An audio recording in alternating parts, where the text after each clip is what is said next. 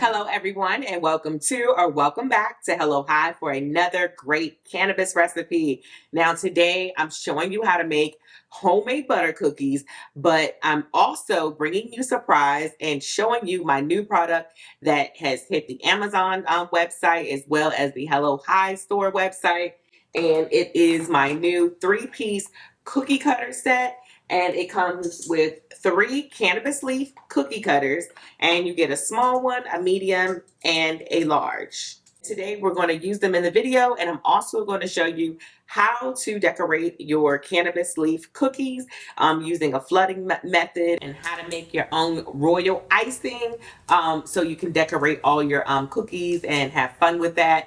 And we're also using canna butter for this recipe. And I made my canna butter using my Ultra Infuser. You can also find that on Amazon and on the Hello Hi Cooks website. And I'll make sure I leave both links below for the infuser and for the cookie cutters. And with that being said, let's get started.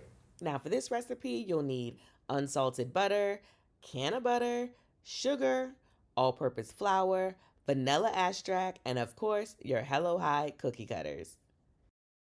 Start by adding 1 stick of softened butter and 1 stick of softened canna butter to a large bowl and mix